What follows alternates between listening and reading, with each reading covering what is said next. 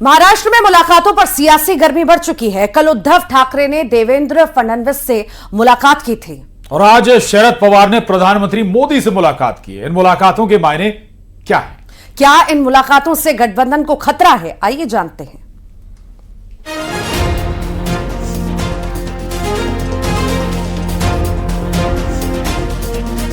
महाराष्ट्र की सियासत एक बार फिर गर्म है। इस बार सियासी गर्मी मुलाकातों की वजह से बढ़ी है।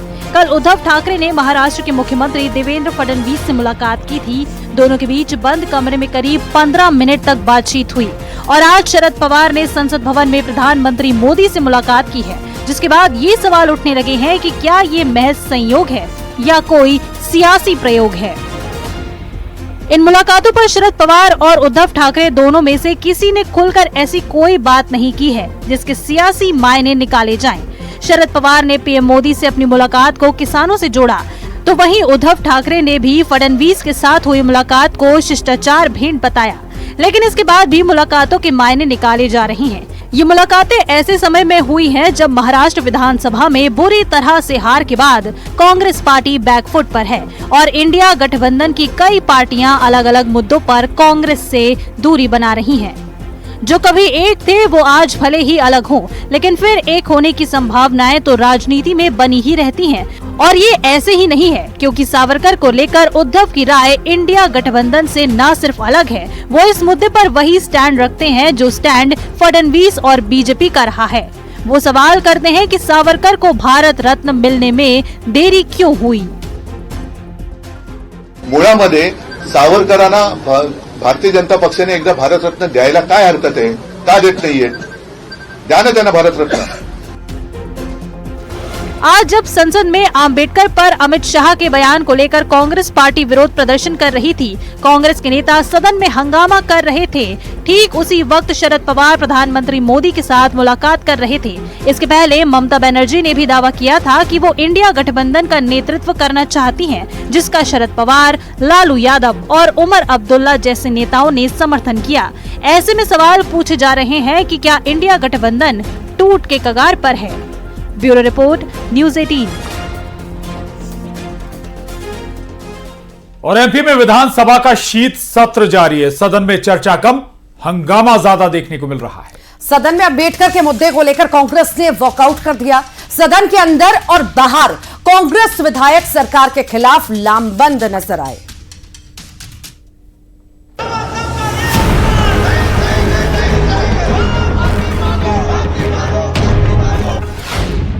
कांग्रेस का विरोध इस बार भारी।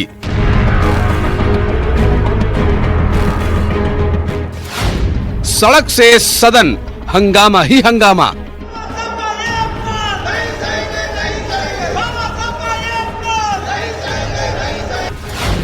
कटोरा, केतली, बोतल, खूब बवाल। सियासी खटपट, सदन से वॉकआउट।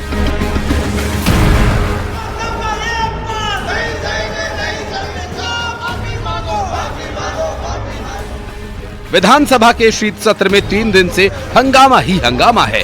कभी खाद पर तो कभी रोजगार और कभी भ्रष्टाचार पर। कांग्रेस ने सरकार के खिलाफ जमकर नारेबाजी की। सदन में बाबा साहेब अम्बेडकर के मुद्दे पर जमकर हंगामा हुआ। हंगामे और विपक्ष के वॉकआउट पर बीजेपी ने निशाना साधा। पूरा देश मानता है कि दलित, पिछड़ा, आदिवासी को भगवान के रूप में बाबा साहब को हमेशा पूछते आई है। तो जब भारतीय जनता पार्टी के गृह मंत्री को, जो संविधान के निर्माता रहे, बाबा साहब अम्बेडकर के बारे में जो टिप्पणी करी, बड़ी घोर आपत्तिजनक है। कांग्रेस पार्टी इसका विरोध करती है। सब विधायक चाहते हैं कि हमारी बात सदन के माध्यम से आए और हमारे क्षेत्र में विकास काम हो, लेकिन कांग्रेस पार्टी ने हमेशा हंगामा किया है। और अगर ये सदन की परंपरा है कि कोई भी चर्चा अगर अन्य सदन में होती है तो वो व्यक्ति यहाँ नहीं है तो उसका विषय आना ही नहीं चाहिए। और सदन नियमों से चलता है, नियम से हटके बात करना कांग्रेस का काम है। रोजगार के लिए कांग्रेस विधायकों ने गांधी प्रतिमा के पास चाय की केतली लेकर प्रदर्शन किया। कांग्रेस का कहना है युवाओं के लिए सरकार के पास कोई रोड मैप नहीं है। सरकार की नौकरी देने के दावे खोखले हैं। देश के पता नहीं कितने लाखों बच्चे इंजीनियरिंग करके आज बेरोजगार बैठे हैं, कई नौजवान ग्रेजुएशन करके बेरोजगार बैठे हैं। सरकार सुन रही है, इसलिए हम सब लोग ये आवाज उठा रहे हैं कि ये सरकार सुने, हमारे बेरोजगारों का दर्द सुने, नौजवानों का दर्द सुने और उनको रोजगार। शराब घोटाले को लेकर अनोखा प्रदर्शन देखने को मिला। कांग्रेस विधायक महेश परमार शराब की बोतलों की माला पहनकर विधानसभा पहुंचे। कांग्रेस ने प्रदर्शन किया और इस पर बीजेपी ने हमला बोला। बीजेपी का कहना है कि कांग्रेस के पास कुछ बचा नहीं, इसलिए कभी केतली, कभी कटोरा, कभी बोतल लेकर आ रहे हैं। तत्कालिक 4 आईएएस और लोकायुक्त और जो वहाँ के बड़े ठेकेदार और जो अधिकारी दोषी हैं, और ये मेरा ध्यान आकर्षण ये मेरे साथियों मैंने लगाया, इसमें सरकार ने खुद ने स्वीकार किया कि 41 करोड़ का नहीं 71 करोड़ का घोटाला है। तो एक जिले में 71 करोड़ का, तो पूरे मध्य प्रदेश में तो 10,000, 20,000, 30,000 करोड़ का घोटाला होगा। इतना बड़ा घोटाला, ये देश का सबसे बड़ा शराब घोटाला है। क्या आदरणीय मुख्यमंत्री जी बचाना चाह रहे हैं? कांग्रेस के पास कटोरा, पकोड़ा, आलू, जलेबी यही चीजें बची है, जनाधार उनके पास बचा नहीं है। मध्य प्रदेश में एक सक्षम भारतीय जनता पार्टी की सरकार है, जिस किसी भी कथित घोटाले का वो आरोप लगा रहे हैं, सरकार पूरी जांच कराएगी और अगर इस तरह का कोई मामला आता है तो दोषियों पर कार्रवाई होगी। कुल मिलाकर विधानसभा के बाहर और अंदर भारी हंगामा देखने को मिल रहा है। कांग्रेस इस बार सरकार पर हमलावर है और इसका क्या परिणाम होगा, ये भी देखना अहम होगा। Report news 18। एमपी में प्राइवेट स्कूलों की फीस वसूलने वाली मनमानी पर सरकारी हंटर चलेगा। मोहन सरकार ने विधानसभा में मंगलवार को निजी विद्यालय अधिनियम 2024 विधेयक पेश किया, जिसमें प्राइवेट स्कूलों की मनमानी फीस वसूली पर लगाम का सुपर एक्शन प्लान।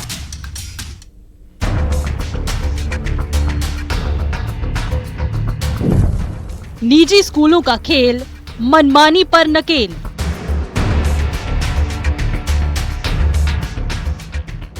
निजी स्कूलों की ठगी नीति पर ठोस नीति।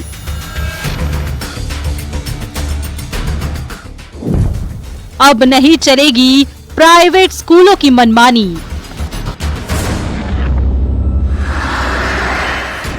प्राइवेट स्कूलों की मनमानी फीस वसूली पर नकेल कसने को लेकर मोहन सरकार ने प्राइवेट स्कूलों के बनाए गए फीस एक्ट में बदलाव का विधेयक विधानसभा में पेश किया है, जिसके मुताबिक अब प्राइवेट स्कूल ट्रांसपोर्ट फीस अलग से नहीं ले सकेंगे, यानी ट्रांसपोर्ट फीस सालाना फीस का हिस्सा होगी। वहीं स्कूल फीस में tuition, library, computer, caution money और एडमिशन फीस को भी शामिल किया जाएगा। इसके अलावा नए विधेयक में निजी स्कूलों के फीस बढ़ोतरी को लेकर भी नियम बनाए गए हैं, जिसके तहत 15% से ज्यादा फीस बढ़ाने पर जिला राज्य स्तरीय कमेटी के अलावा अंतिम फैसला विभागीय कमेटी लेगी। 25,000 रुपए सालाना फीस लेने वाले स्कूल अब इस कानून के दायरे में नहीं आएंगे, यानी ऐसे स्कूल जिनकी सालाना फीस 25,000 रुपए या उससे कम है, उन्हें फीस बढ़ाने के लिए जिला समिति की अनुमति नहीं लेनी होगी।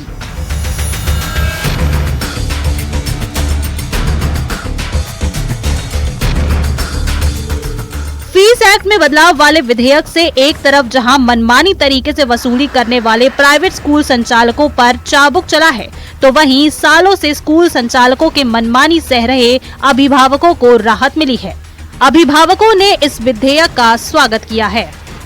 एक्सपेंसेस हैं जो अननेसेसरी जुड़ जाते हैं स्कूलों की तरफ से। अच्छा है, ज्यादा फीस एक्स्ट्रा नहीं देना पड़ेगा, एक्स्ट्रा चार्जेस जो लगते हैं वो नहीं देने पड़ेंगे। बता दें कि मध्य प्रदेश में 35,000 से ज्यादा प्राइवेट स्कूल्स हैं। नया कानून लागू होगा तो 16,000 स्कूल एक्ट के दायरे से बाहर हो जाएंगे, जिसके बाद प्रदेश के 19,000 प्राइवेट स्कूल अब किसी तरह की मनमानी नहीं कर सकेंगे। बहरहाल फीस एक्ट में बदलाव का विधेयक अभी विधानसभा में पेश हो चुका है। विधानसभा से पारित होने के बाद विधेयक को राज्यपाल की मंजूरी के लिए भेजा जाएगा और राज्यपाल की मंजूरी के बाद विधेयक कानून में तब्दील हो जाएगा। Bureau report, news 18। और बड़ी खबर, एक देश एक कानून से जुड़ी हुई। एक देश एक कानून के लिए जेपीसी का ऐलान कर दिया गया है। जेपीसी में कांग्रेस सांसद प्रियंका गांधी का नाम भी शामिल है।